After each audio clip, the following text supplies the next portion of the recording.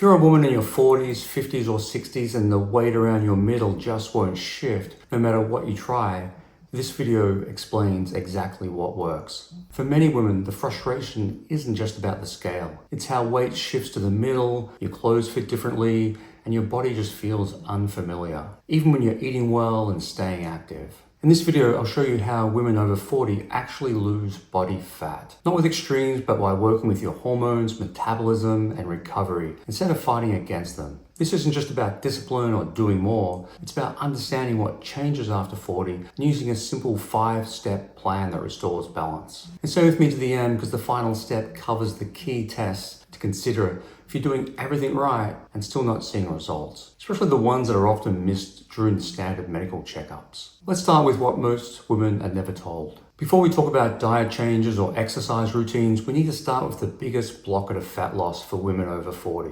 And for most women, that blocker is chronic stress, especially combined with hormonal changes and not just a lack of effort. Here's what that often looks like. You're doing the right things, eating carefully, exercising consistently, but you're feeling more tired or wired or inflamed. After 40, estrogen and progesterone start to fluctuate and eventually decline.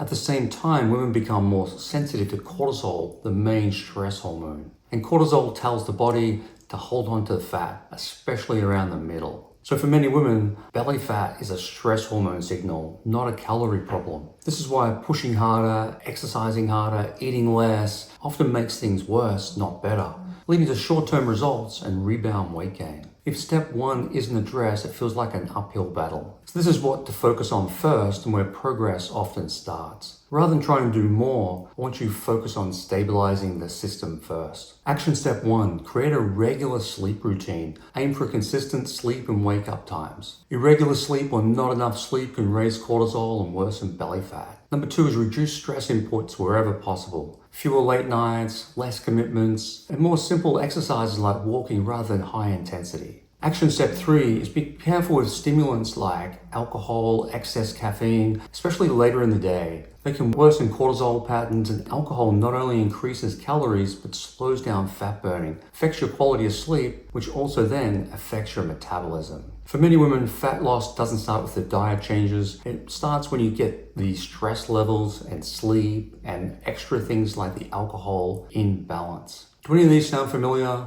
Leave a comment below if you feel like you're doing everything right with diet and exercise, but you're still struggling with weight loss. Step number 2 is to use movement that lowers stress and not raises it. Exercise is still important for women over 40, not just for weight loss, but for longevity, metabolism, and many other factors. But the type and dose matter. Many women fall into 2 patterns, either doing too much high-intensity exercise, or they're avoiding strength training and just focusing on cardio. Both can slow down your progress. So here's what works better. Daily walking to lower cortisol and improve insulin sensitivity, strength training to preserve muscle and support metabolism, and limit high-intensity exercises to once a week, only if you've got your stress levels dialed in. Exercise should leave you feeling better, not more depleted. If your workouts consistently leave you exhausted, inflamed, or they're disrupting your sleep, they're likely affecting fat loss. So the action steps for exercise: walk most days. Walking is one of the most effective steps to lower cortisol and support fat loss without stressing out the nervous system. Aim for 8,000 plus steps a day, and that's ideal if it includes a 30-minute or more walk. Action step number 2, strength train 2 to 3 times a week. This is enough not just to preserve muscle mass, but also improve your metabolism, and it's not too much that's going to slow down your recovery. Twice a week is enough, and you don't have to join a gym.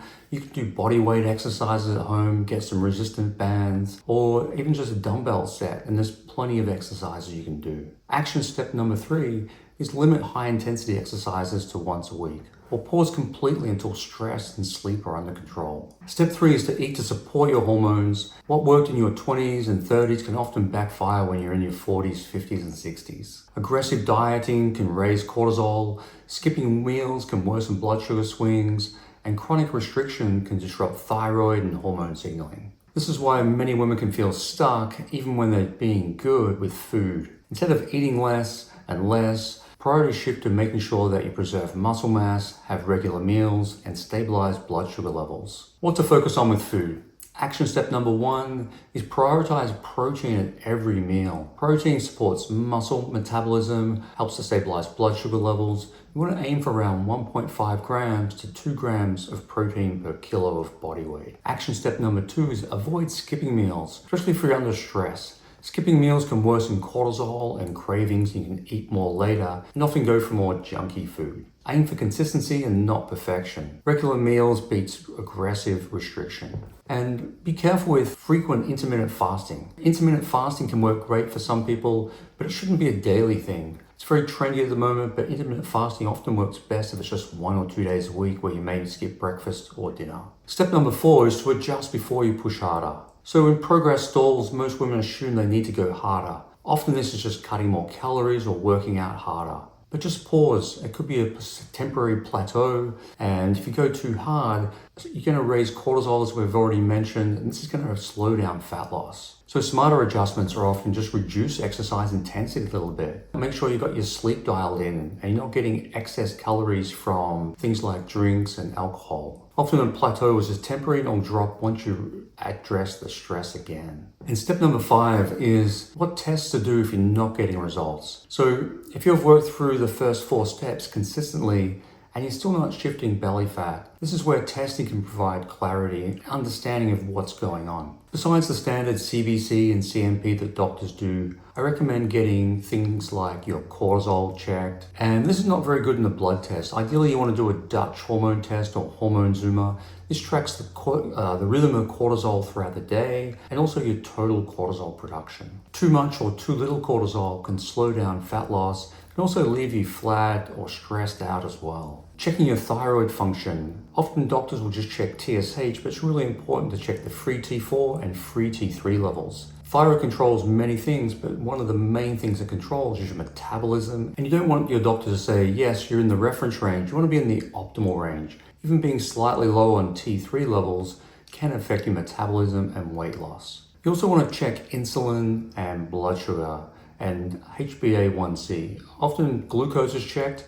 but often doctors don't check insulin and insulin resistance. And finally, you want to check the sex hormones, especially estrogen, progesterone, and testosterone. Imbalances in the sex hormones can also make it difficult to lose weight. This can be done in tests like the Dutch hormone test. You can also check the hormones in a blood test. I always recommend checking things like LH and FSH as well.